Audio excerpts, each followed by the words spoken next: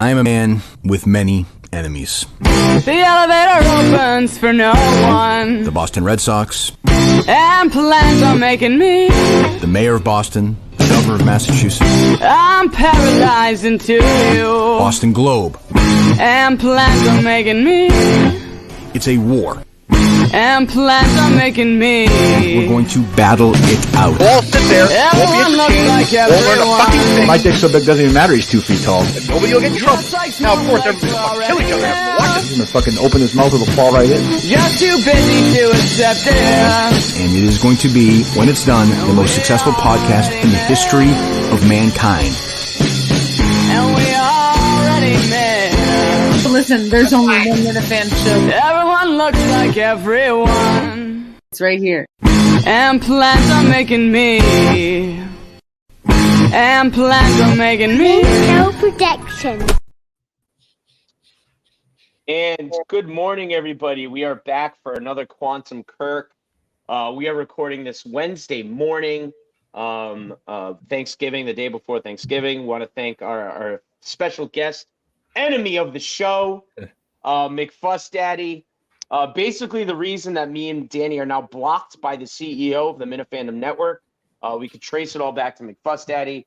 McFussdaddy, you proud of yourself? Or is this how you saw it all playing out? I think you could blame the viewers of the KMN network more than you could blame me. They're just not watching. I just pointed it out. Like, I don't know what else you want me to do. Smart guy, attempt. this Don't blame me. Blame guy. the people. Danny, this is your buddy. You're gonna go have drinks with him in like a week and a half. Of course, This he your is. guy. He is my buddy. And well, here's the thing. So what we all fell victim to social media clipping, which is, obviously the story of the world these days. But one thing I was critical of Menners about was he had never actually promoted like a social clip of our show. So it's like, all right, Monday night is going to be Quantum Kirk. So let's, take a 5-second, 10-second clip of us saying something stupid and put it in the post. So the first time he actually clips a network show, at least I'm sure he's done it before, but in recent memory, it's the Mount Rushkirk. Sorry, which one are we calling it now? Yeah, what's the name Kirk of the show? Kirk. It's the McFussel clip of him saying that he beats us in views, which is was factually true at the time. But I just think it's funny. Like, all right, we finally get a social clip promoting a network show, and that's what it is. It's one show shitting on the other. And when you go and I listened to that whole episode, it was great. I actually got mentioned, so that was fun. But you heard at one point, just right after that, McFussdaddy just does an epic shit all over Patrick Ford, the drip lord. I mean, and that was basically completely ignored. I mean, I thought that was much more incendiary. I mean, I think, Fuss was just kind of stating a fact when he was talking about views, and then he just totally goes all in Pat Ford. I loved it. It was great to watch, but nobody said a peep about that. So once again. Yeah, which is surprising. I mean, so you're saying that maybe Gus or Coleman could have clipped that and that could have been a topic on the show since no one talks bad about Pat Ford? Is that it could have been.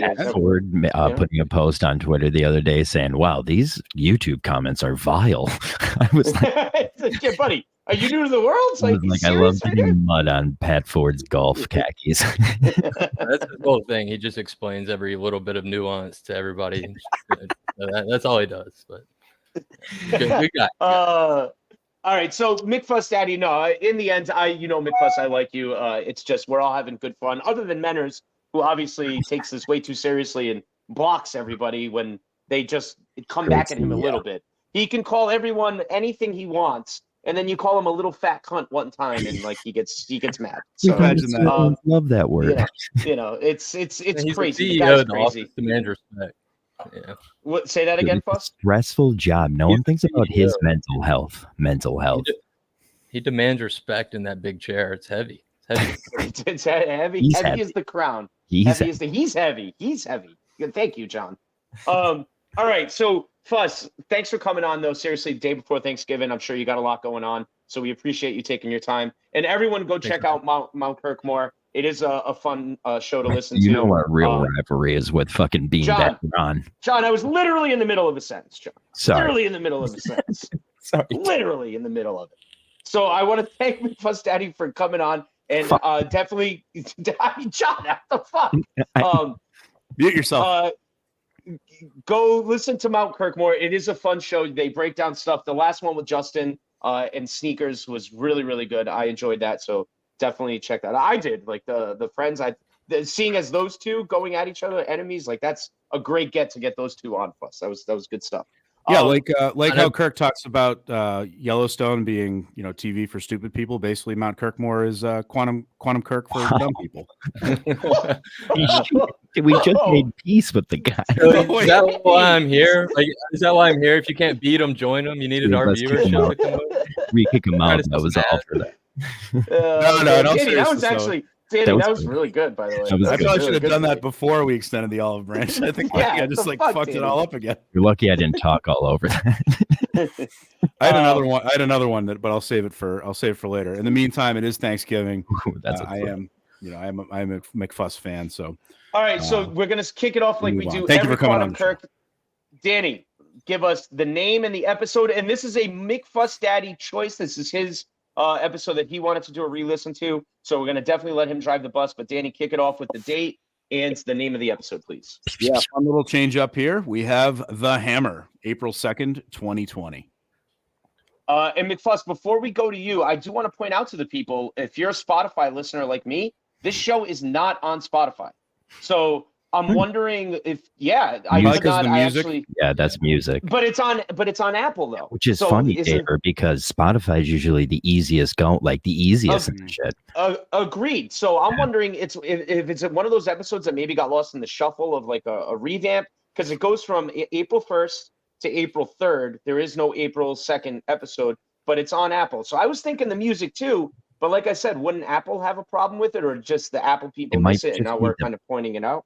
It just might be the amount of music in it, because it's like a radio show. They do basically a bunch of songs. So it's like, yeah, they can get away with one or two songs every so often, even if they go over that time. But if you play that many, I'm sure they get fucked.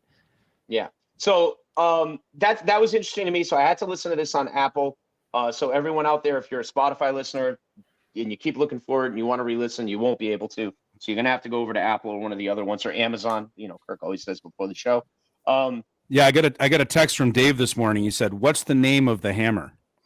Well, yeah, because so Danny, I usually type in the hammer. Yeah, you're an asshole. You're an asshole. I knew it was the name. I fucking hate I knew the fucking name. See, McFuss, I'm equal opportunity, McFuss. Yeah, lasers firing on all cylinders. You can tell we just did a show together. We're already like spooled up. Yeah. We're like, so this is no YouTube. This is the no YouTube era. This is a Steve Robinson produced show. McFuss, what made you choose the hammer? Because it's a controversial episode in the Minifan world. Some people really love these like scripted. Other people hate them. What obviously you love it. What makes you want to do this episode so bad? I don't know. It's one of my all-time favorites. I think just the era that it's in is when I changed from more of a listener, like I was listening all the way through, to being like a true Minifan. Just because this was something I had never really heard before, like a podcast, like just doing a radio show. And it's like the Bizarro episode of Seinfeld with the other friend group. You just get to see the other side. And so I crack up every time I listen to it still. It's my favorite. It's a good reference. That is a great comparison. Yes, good job, McFuss. So when you guys, we usually do this later in the episode, but I got to start it off right away. I'm putting on, this is during like COVID. We're still in the COVID era. I'm working, but like we're in like mass. It's like it sucks, So I think it's like my day off. I'm listening on my speaker while I'm playing, I think, video games. I think I was playing FIFA. And all of a sudden, remember, this is no YouTube, so it's not like you're watching live at 9:30 and then maybe you catch up later. You're waiting. The episode drops. It comes on. And there's no like, hey, guys, this is a special episode. It just goes right in. So I guess what was your natural reaction, guys, the first time that you're listening to it, being like, I actually texted one of my buddies and go, hey, like, is this a wrong feed? Like, what the fuck is going on here? Because I was so confused. You just gotta think it's a bit for the first like 5 or 10 minutes, like they're gonna give it up, but then they play that first song, and then like 10 seconds into the song, you're like, oh, they're gonna cut this, and then it plays the whole song. You're like, all right, what have I strapped in for? And then you get the whole rest of the episode. Wow. Yeah. So Danny, did you catch that? Were you like confused as well? I was even more confused than I normally am.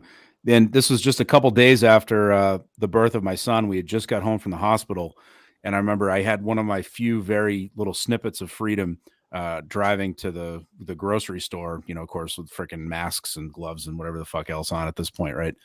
And I remember I popped it on as soon as I got in the car. I'm like, all right, I got, a few minutes to myself. I'm going to check out Kirk today. And they opened with the Hammer thing. I'm like, and I think there had been some foreshadowing. They were working on some sort of special episode and, in the same line as Cullen. But, obviously there was not they remained pretty tight-lipped. So I didn't really know what was going on. And I did the same thing as you guys. Like I heard the intro and I'm like, all right, they're not going to stick with this. And especially with the song, I'm like, they're not going to play this whole fucking song. And they did. I was like, holy shit, how is Kirk putting up with this? But it was, I think they just do this so well. I think one thing that's impressive about it is how all three of them do an excellent job of pretending they're this cheesy morning show. They all could have been on the radio. I don't know if it's some mix of how talented they are / how easy that job must be. They just pull it off with a plum for 2 hours. I was very against this episode and never listened to it. Never listened to the Hammer. I told Danny before this, listen, Minifandom, being a Minifan is about honesty. I never listened to this episode, never listened to the Rich Kelleher Experience episode. This show has made me listen. So there you go. It has value. Nice. I'm jealous. Yeah. Yeah, for the first time. So re-listening Fuss, it definitely brought back, this is an episode where I'm vividly remembering where I am. That's why I think it's cool that you bring it up, because I wouldn't put it in my top 10 or 15. I wouldn't say it's an all-time favorite, but re-listening, it definitely brought me I'm like, oh shit, I remember this. I remember where I was, kind of like Danny saying he's driving to the grocery store. When the Roddy Ricch hit, when that first song comes and it's hit out the box. Yeah, and then Kirk's and a song. What do we have for the hit? Oh, excuse me, the captain. And then Roddy Ricch drops. Willie G requested it, dude. Steve hit up Will and said, "Give me a song." Will was like, "Roddy Ricch." And I'm like, Fuss. I think you brought it up earlier, Fuss. All right, 10 seconds, 20 seconds, a minute. There's no way they're playing the whole fucking song. And they did. And go ahead, Fuss. You're just smiling right now, so I need you to definitely go in here. Oh yeah, no, I just they start off with the whole strolling six. It reminded me of driving to school with my mom in the morning, listening to the morning mess on Star 94. It's the strolling six. There's a whole fight between the strolling six, and That's right. they had to figure out if Kirk was going to go on the walk the next day. I mean, it was just the whole intricacy of the bits and the buy-in from everybody was unbelievable. But then in true KMS fashion, I listened to a little bit of the next episode. They don't talk about it at all. At all. They just shit on Dale Arnold for 10 minutes to start the next episode. I'm just sitting here dying laughing working this morning. Don't even acknowledge it. Yeah. No, it's so perfect. It's like when Blind Mike came back from his hiatus, and the first episode was just brought that up the other day. Everybody knows you're lame. Yeah, I loved how that came up the other day. I mean, just the perfect way to do it. Don't even acknowledge, just throw it out there and then move on to the next thing. Yeah, that. So the strolling six, and I think McFuss. So let's break it down for anyone who hasn't re-listened, that just watches and doesn't re-listen. Basically, they bring it off with this bit, like you said. It's an older Kirk's playing an older, almost I would say Maddie in the Morning type character. Danny, would you agree with that? Yeah, because they reference how he's older, he's rich, his retired. wife has passed away. Yeah, I mean, just basically just doing it for fun at this point. Just doing it for fun, really, I've made a lot of money, and then Blind Mike's well, you don't come out of those pockets very often, do you? There, the captain. So basically, they're playing these characters, and the strolling six, and then two of them got into a fight over COVID. Am I right, McFussdaddy here? That's right. Yeah, one of them I think had been exposed to it and still showed up, and now they're freaking out if they can even go. But it was they were merged in the real life stuff, because Steve was all pissed off about having to come still into the studio, still with the bits. He was lib cuck at that time, but everything. Yeah, he was. Yeah. So now he's the opposite end. So if I could real quick on Steve, ahead, this Steve Robinson shines in this episode. He's a good actor, a good fucking actor, dude. You can tell all that stuff. It's one of those things. Yeah, it's one of the you can tell he's always kind of wanted to do something like this, but it would never happen with Howie Carr. He's completely out of his shell at this point.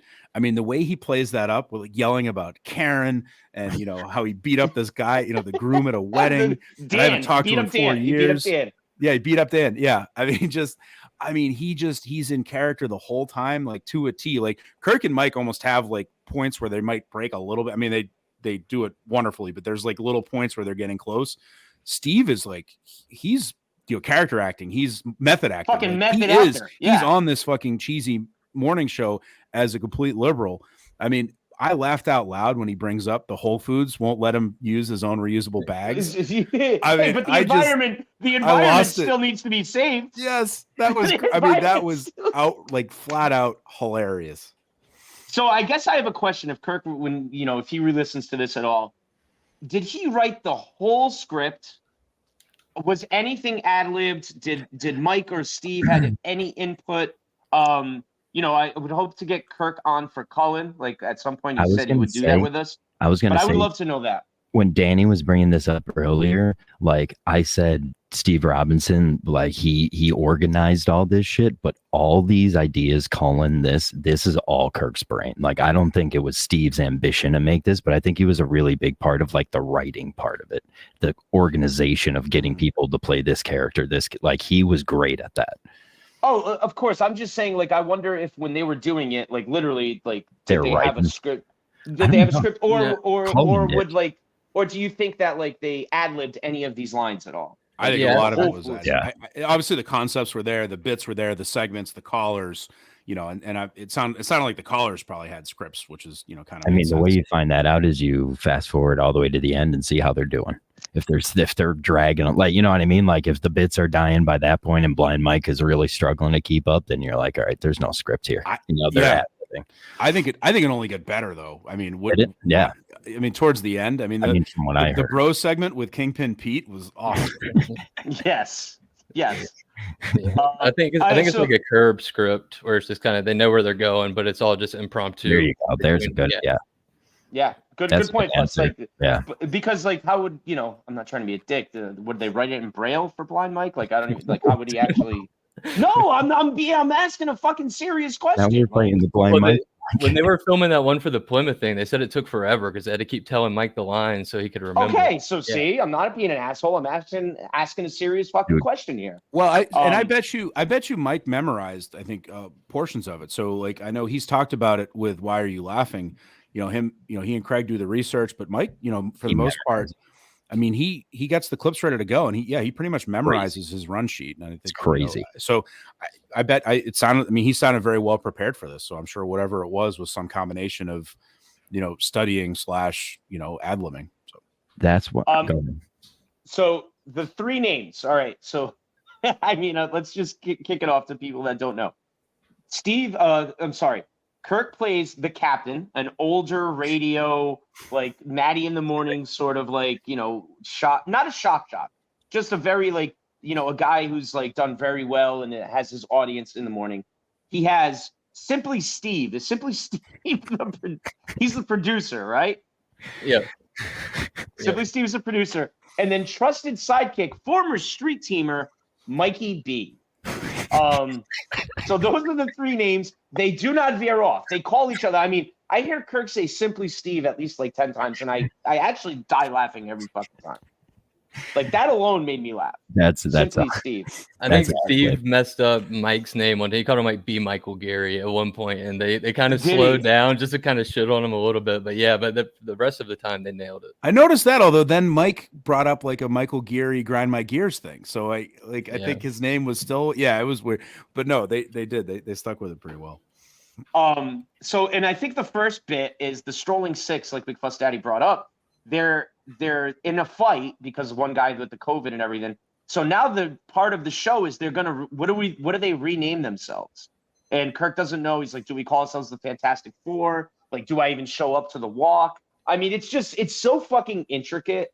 Like anyone who doesn't like it, I get if you're just used to the Kirk Minihane show, but if you can't appreciate like how deep like they get into this, it's I was geeking out. Fuzz, I'm guessing that's why you like it so much. You seem like a big Curb fan, so I feel like this definitely hits you in the nads right there. Yeah, this hit right. And then when you listen back to it, it's a perfect time capsule of like just the COVID times in general and how crazy everybody was going.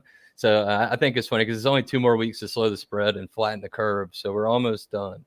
But no, this just reminds everybody of exactly what it was during the how time. Retarded we were. Retarded we were. Yeah, exactly. Yeah, when Steve Robinson Simply Steve starts talking about how he disinfects his phone every day. He doesn't trust newspapers because of the dirty newspapermen.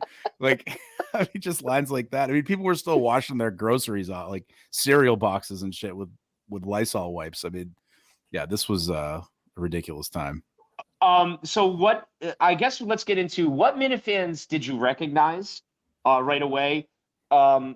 I recognized a couple. I think in the beginning, re-listening, I was like, "Oh, that's who this is. Oh, that's who this is." Because I just know more people now. Like I've gone to live shows and done content with people and stuff. The first one that jumped out at me, and then I'll let you guys go, is the Time's Up. So they're doing like this War of the Roses sort of bit, and they're calling it Time's Up, Time's Up, and that is that's a Matt Carano. That's a Matt Carano original. So Matt is still in good with the show at this point, obviously. And it just, it's honestly crazy because that would be a great radio bit, by the way. Like I could absolutely see that. It was a catchy tune. I mean, I could see. It was. I mean, look, say what you want about Carano, but he has musical talent, man. I mean, hate the guy.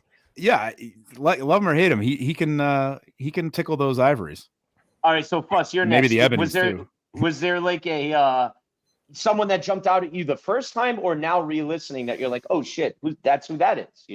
No, Carano is really the only one that I can think of that I recognize, and I've met more people since then, but I didn't know who the girl. I figured it would be Lauren, but I don't think it's it was. Lauren. Is it? I think it was, right? Yeah, it was. I think so. Yeah. Was it? I figured it had to be, but I think she was actually disguising her voice just a little bit. It's I don't sound a little different. I don't think she can. She has a pretty voice.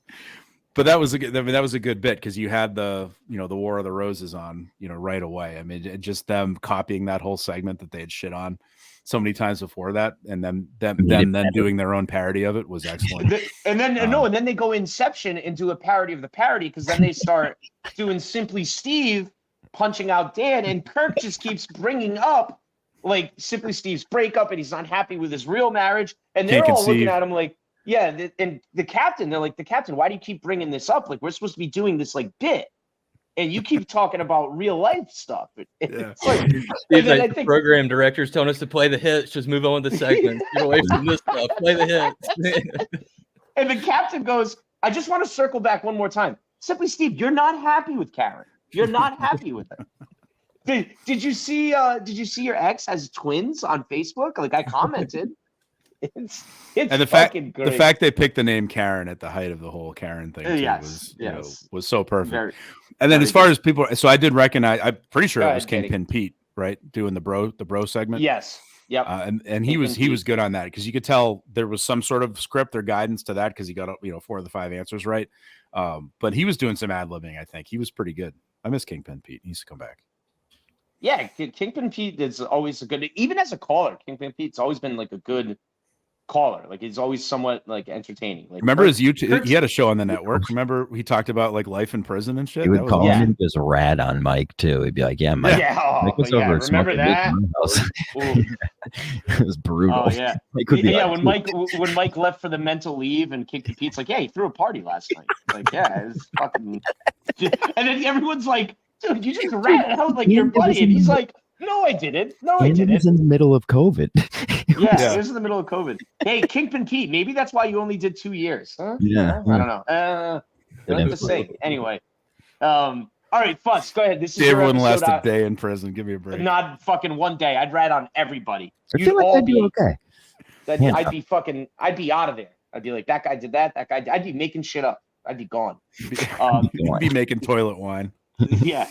Fuss, go ahead. Like, what else? Like, what's your favorite? Get into the meat of the episode. The Karen stuff is definitely my favorite, just because it's kind of recurring throughout the whole episode. And it was you could tell they were still trying to find their way in the episode. Then they get to the first Karen stuff, and they really kind of hit, and it runs. I think I had sent a couple. Yeah, I have both audios that you sent. So I have one that's the first one you sent, or the second one. So fantastic. Let's play that. The first. Yee.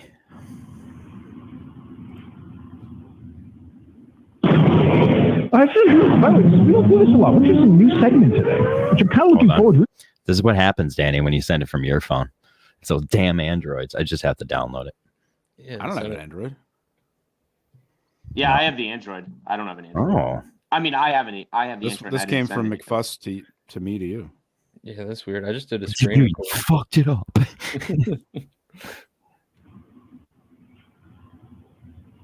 Actually, it's good. This way it sounds more like it came over and It sounds horrible. I'll just put it in later. Okay. All right. So Yeah. this is the clip. This is the clip. I don't remember. Yeah, I'm gonna be able to edit this one because Menners will use the other one first anyway. Yeah. So The election was sounds very difficult for us. It was so hard. It was such a hard time. maybe we Steve is a whiny liberal is my favorite.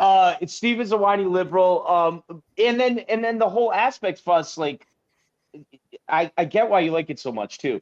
Is Blind Mike is the alpha? Excuse me, Mikey B is the alpha. Like, oh yeah, what we do. I think he has a sign where he says, "Oh, what we do on the show, we always make fun of Simply Steve.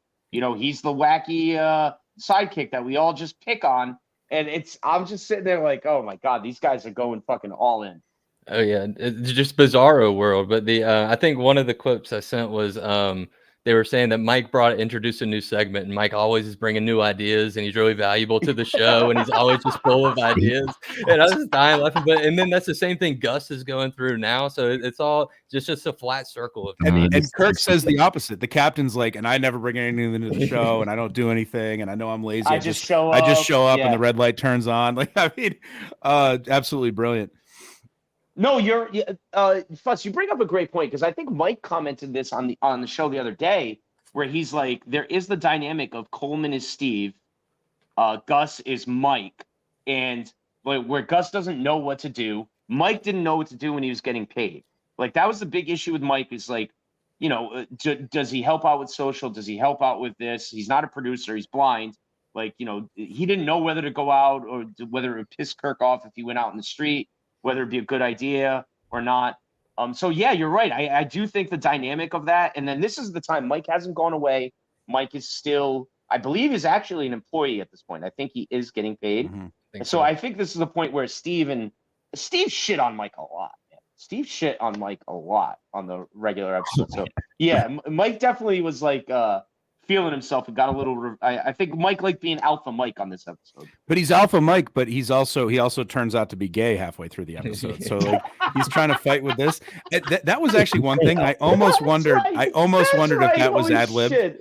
I mean, there's enough content tied into him being a homosexual later that I think that was planned. But like the way it got brought up, it was almost like we're playing improv here, and like, oh, and you got to go home to your husband, Steve-O, huh? And he's like, and Kurt stacked it on Mike. Like, he made it as hard of improv as you could. Like, he just kept throwing, he just kept throwing, and you're gay, and your parents died, and you're in a plane crash, and like, but you're supposed to be a bro, yeah. And Mike is like, as usual, I'm totally hypocritical. I don't know what to do with this. Like I said before, Kirk always puts his meanest shit in compliments. Like, the meanest thing he wants to say to you, he will say in a compliment. It's impossible to do. It's beautiful. Yeah. And then Mike, they do that segment. Then it's actually, and I love Mike. Mike's he'd be my best friend if I lived near him. But he brings, that's like the worst segment that they do in the whole show. He's just calling and yelling at somebody for coming into his small business and spilling the hot chocolate incident. And it's it's still a good one, but it's funny. It's the contradiction of real life to the Hammer WCXX.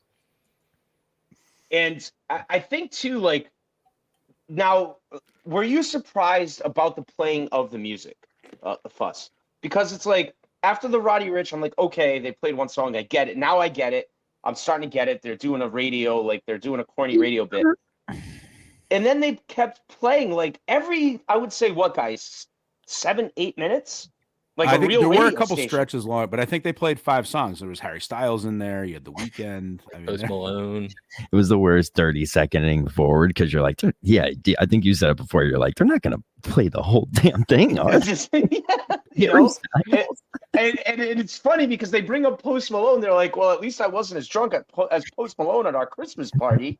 I think Simply Steve says that about like when he was fighting Karen. So I don't know. I mean, it's such a fucking crazy episode in that. Yeah, like I was like, okay, like why are they playing like they're really going all in? Like, but I guess that's the Kirk way. If you're gonna do it, like do it all the way. I mean, it perfectly encapsulates that whole, when you have these radio hosts that eventually just grow to hate each other, and they were saying all the things out loud that these people think, but just don't have the balls to do it on the radio. Touch on Rich. Don't have this. Touch on Rich. I mean, it's all that background. It's all the stuff they want to bring up, but they're in that. They have that limitation of radio around them. So it's all the things that would be talked about openly on a podcast, but in this parody, they're obviously they're actually saying the quiet part out loud.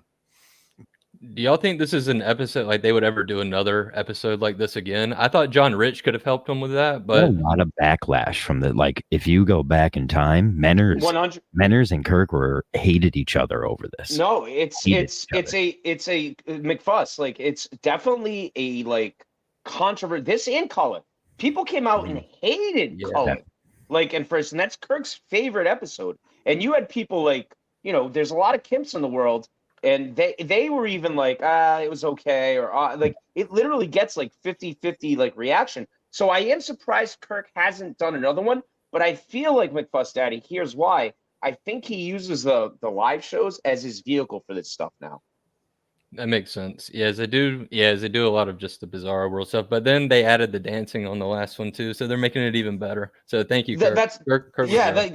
Kirk was right. No, but I feel Plymouth, he doesn't done any of these episodes since he started doing the live shows. If you've noticed. Yeah, I guess they did try to give us a full Cullen episode, but just on film where they filmed the whole thing out, but we just couldn't hear it. So they tried. Yeah. So I take it back.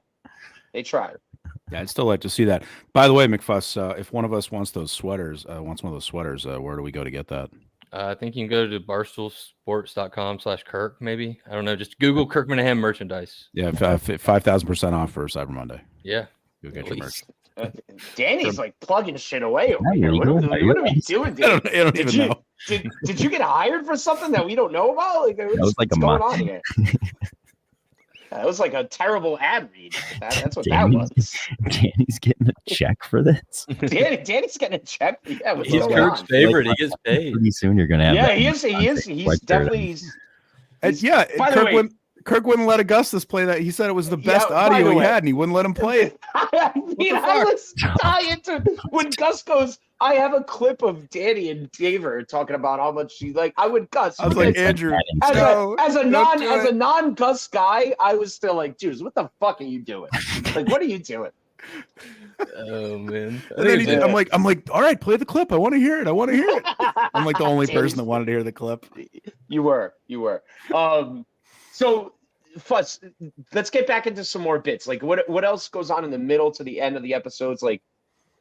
What's the high point for you, of the bits when Simply Steve and Kirk start really going at it? I keep saying Kirk, the captain. Simply Steve and the captain. Yeah, I think that's it. The one is funny. The one bit that cracks me up every time is they talk about how Mikey B had a couple DUIs and they didn't play his sound over the radio, and then the only radio station in town that protected him and that he should show some more loyalty. But I'm sure that was Mutt. Did they show Mutt's mugshots and all that around Boston? Oh, yep, big time. It was actually a news story when he got the DUI. He was on the radio. I get so many texts that day. Yeah. Yeah. And the funny thing was is Kirk, I did talk about it on EI a lot. So that's kind of a lie saying that they still does. Still does. Still has a way to squeeze it into and by the way, McFussdaddy, I want to point out how I love how Kirk throw multiple DUIs. As far as we know, Mutt's only got one. But I love how Kirk's your third DUI. If that's supposed to be Mutt, that's mean. When Coleman made fun of him the other day too, and then I was just like, "Shut up, you fat titties." Jiggly Jack. Jiggly Jack. I love. The Trump caller was. Yeah, it was. Chef's kiss. So yeah, Danny, is that the high point to you when Simply Steve and the captain start really going at each other, or was there something else that? I mean, that was great stuff. And not to, I guess, to bring it up one more time, the bro segment, I thought I don't know. It was a perfect parody of one of these cheesy little bits where, they're like, oh, where obviously the person on the other side knows the answer. They're a handpicked caller. It's probably not even done by the radio station themselves. It's done by this company that, hires people out like War of the Roses type shit. or even a junior producer or something like that.